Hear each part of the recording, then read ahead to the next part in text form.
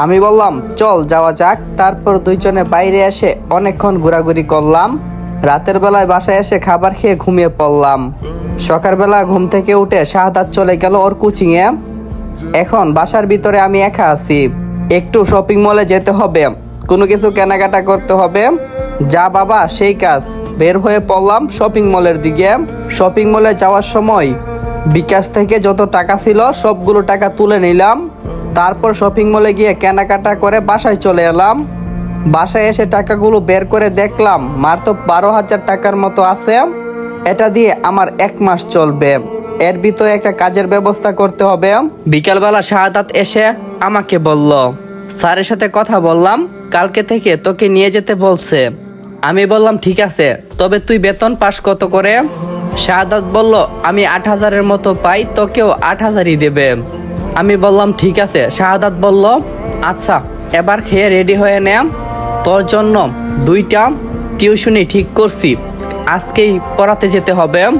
আমি বললাম থাক আর বলিস না, আর কোনো কিছু বলা লাগবে না। মনে মনে ভাবলাম শাহাদাত তো অনেক কিছুই করলো, অন্য কেউ হইলে কখনোই করতো না। 3টার দিকে আমি এবং শাহাদাত বাসা থেকে বের হলাম। আমি শাহাদাতের সাথে যেতে লাগলাম। একটু পর শাহাদাত অনেক বড় একটা বিল্ডিং এর সামনে নিয়ে এলো এবং আমাকে বলল, এই বাসায় তোকে একটা টিউশনি করাতে হবে, পারবি? আমি বললাম পারবো। তার আগে চল বাসার ভিতরে যাওয়া যাক। শাহাদাত বলল ঠিক আছে চল। তারপর আমরা দুইজন বিল্ডিং এর ভিতরে সিঁড়ি দিয়ে উঠতে লাগলাম। যখন 5 তলায় এলাম তখন শাহাদাত আমাকে বলল একটা বাসা দেখিয়ে, এই যে এখানে তোকে পড়াতে আসতে হবে, চল তোকে পরিচয়টা করিয়ে দেই। আমি বললাম ঠিক আছে। তারপর বাসাটার কলিং বেল বাজাতেই একজন মহিলা এসে দরজাটা খুলে দিল। মহিলাটি শাহাদাতকে দেখে বলতে লাগলো, আরে শাহাদাত বাহিরে কেন, ভিতরে আসো। কথাটি বলার পর শাহাদাত আমাকে নিয়ে বাসার ভিতরে প্রবেশ করলো। আমরা গিয়ে সোফায় বসলাম। তারপর শাহাদাত বলল, আন্টি আমি আপনাকে আমার বন্ধুর কথা বলছিলাম না, এই হচ্ছে আমার সেই বন্ধু। আমি মহিলাটিকে সালাম দিলাম। তিনি আমার সালামের জবাব দিয়ে শাহাদাতকে বলল, আচ্ছা এই ছেলে তাহলে? শাহাদাত বলল হ্যাঁ আন্টি। মহিলাটি বলল তাহলে কবে থেকে পড়াতে আসবে? শাহাদাত বলল আপনারা যেদিন থেকে বলবেন সেদিন থেকেই আসবে। মহিলাটি বলল তাহলে তুমি কালকে থেকে আসো কেমন? শাহাদাত বলল ঠিক আছে, তাহলে সন্ধ্যা থেকে রাত এখানে চলে আসবে। আজকে তাহলে আমরা আসি। মহিলাটি বলল আরে আসবে কেন, বসো নাস্তা করে যাও। শাহাদাত বলল না আন্টি, আজকে আর করব না, অন্য একদিন এসে নাস্তা করে যাব কেমন, আজকে অনেক কাজ আছে। মহিলাটি বলল ঠিক আছে। তারপর আমরা কোনো কিছু না বলে বাসা থেকে বের হলাম। বাহিরে এসে শাহাদাতকে বললাম, আচ্ছা আমি পড়াবো কাকে? শাহাদাত বলল তুই এ বাসায় পড়াবি, আর যাকে পড়াবি সে ক্লাস 7-এ পড়ে, একটা ছেলে, এবং আরেকটা বাসায় তোকে নিয়ে যাব, সেখানে পড়াবি ক্লাস 6-এর একটা ছেলেকে। আমি বললাম আচ্ছা। তারপর শাহাদাত আমাকে আরেকটা বাসা দেখিয়ে দিল যেখানে আমি অন্য একজনকে পড়াবো। বাসাটা দেখা হয়েছে। বর্তমানে আমি আর শাহাদাত একটা ব্রিজের কাছে উপস্থিত আছি। এখন বাজে রাত 8টা, ঠান্ডা বাতাস বইছে, এতে আমার খুব ভালো লাগছে। এখন ভার্সিটির কথা বলে নিলে ভালো হয়, তাই বললাম আচ্ছা তুই ভর্তি হবি কোন ভার্সিটিতে? শাহাদাত বলল আমি ঢাকা ভার্সিটিতে ভর্তি হওয়ার চেষ্টা করছি, তুই কোথায় ভর্তি হবি? আমি বললাম তুই যেখানে হবি সেখানেই হব। শাহাদাত বলল ঠিক আছে, তাহলে রেজাল্ট দেওয়ার পর এবং তুই এবং আমি একসাথে প্রস্তুতি নেব কেমন? আমি বললাম ঠিক আছে। এভাবে আরো কিছুক্ষণ সেখানে পার করে দিলাম। মোবাইলটা বের করে তাকিয়ে দেখি 9:45 বাজে। তখন শাহাদাতকে বললাম অনেক রাত হয়ে গেল তো, চল বাসার দিকে যাওয়া যাক, সকালে আবার কোচিংয়ে যেতে হবে। শাহাদাত বলল যাওয়া যাক, আজকে অনেক দেরি হয়ে গেছে, চল বাসার ভিতরে যাই। তারপর আমরা বাসায় এলাম। বাসায় এসে ডিনার করে ঘুমিয়ে গেলাম। সকালবেলা ঘুম থেকে উঠে ফ্রেশ হলাম। তারপর নাস্তা বানালাম। নাস্তা খেয়ে আমি এবং শাহাদাত বের হয়ে পড়লাম কোচিংয়ের উদ্দেশ্যে। রাস্তার পাশে দাঁড়িয়ে হাসছি। একটু পর শাহাদাত কোচিং নিয়ে এলো। কোচিং নিয়ে এসে আমাকে সোজা ওদের অফিসে নিয়ে গেলাম।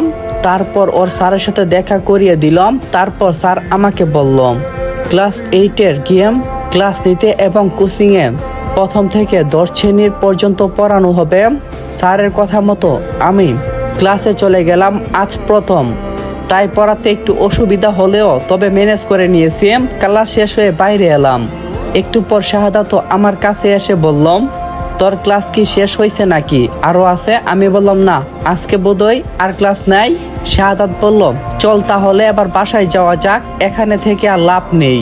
আমি বললাম ঠিক আছে চলো। তারপর আমরা দুইজনে চলে এলাম। বাসার বাইরে আসতে আসতে দুপুর হয়ে গেছে। এদিকে সন্ধ্যাবেলা টিউশনি করাতে যেতে হবে, তাই ফ্রেশ হয়ে রান্না করা খাবার খেয়ে ঘুমিয়ে গেলাম। বিকালবেলা আজানের মধুর ধ্বনিতে ঘুম ভাঙল, তাই বিছানা ছেড়ে ফ্রেশ হয়ে মসজিদে গিয়ে নামাজ পড়ে এলাম।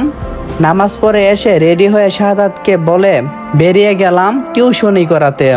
হাঁটতে হাঁটতে প্রথম বাসায় গেলাম, সেখানে সন্ধ্যা 7টা পর্যন্ত পড়িয়ে অন্য একটা বাসায় পড়াতে গেলাম। 2টা টিউশনি শেষ করে বাসায় আসতে প্রায় রাত 10টা বেজে গেল। বাসায় এসে ডিনার করে ঘুমিয়ে গেলাম। আমার দিনকাল এভাবেই চলতে লাগলো।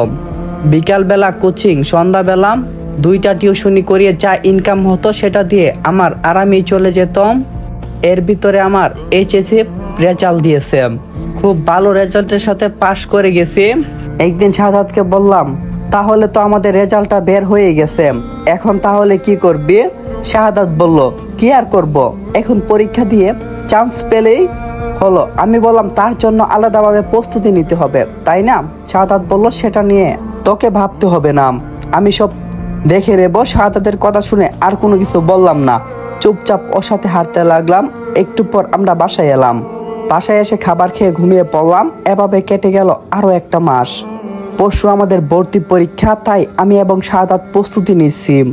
আমাদের সবকিছু খুব ভালোভাবে বুঝে নিলাম। পরীক্ষার দিন সকালে নাস্তা করে রেডি হয়ে আমি শাহাদাতের বাসা থেকে বের হয়ে পড়লাম আমাদের পরীক্ষা হলের উদ্দেশ্যে। একটু পর আমরা পরীক্ষার স্থানে চলে এলাম। আমি এবং শাহাদাত হাঁটাহাঁটি করছিলাম, তখনই হঠাৎ করে আমাকে একটা মেয়ে এসে ধাক্কা দিল এবং আমি কোনো কিছু বুঝে ওঠার আগে মেয়েটা আমার গালে ঠাস করে একটা থাপ্পড় বসিয়ে দিয়ে বলতে লাগলো, এরপর থেকে যেন আর ধাক্কা না লাগে। কথাটি বলে মেয়েটি চলে গেল। আমি কোনো কিছুই বললাম না, চুপচাপ যেন থ হয়ে রইলাম। আমার পাশে শাহাদাত দাঁড়িয়েছিল। শাহাদাত কোনো কিছু না বলে চুপচাপই দাঁড়িয়েছিল। আমি বললাম, আচ্ছা ভাই, মেয়েটি আমাকে মারলো কেন? শাহাদাত বলল, আমিও তো কিছু বুঝতে পারলাম না, ধাক্কা তো তুই দিসনি, মেয়েটি নিজে এসে ধাক্কা দিয়েছে। আমি বললাম, বাদ দে সব, চল এখন রুমে যাই, না হলে পরীক্ষা শুরু হয়ে যাবে। তারপর আমরা পরীক্ষা দিয়ে বাসায় এলাম। আজকের পরীক্ষা অনেক ভালো দিয়েছি। শাহাদাতের পরীক্ষাও নাকি ভালো হয়েছে, মনে হয় চান্স পেয়ে যাবো ইনশাল্লাহ। তারপর আমরা বাসায় চলে এলাম। বাসায় এসে টিউশনি করানোর জন্য সন্ধ্যাবেলা বের হয়ে গেলাম। প্রথম বাসায় গিয়ে কলিং বেল বাজাতে একটা মেয়ে দরজা খুলে দিল। মেয়েটাকে দেখার পর আমি যেন শক খেলাম, কারণ এইটা সেই মেয়ে যে মেয়েটা আমাকে থাপ্পড় মারছিল। মেয়েটিকে কোনো কিছু বলতে যাব, তখন মেয়েটি আমাকে বলতে লাগলো, আপনি আমার পিছু করতে করতে এখানে চলে এসেছেন।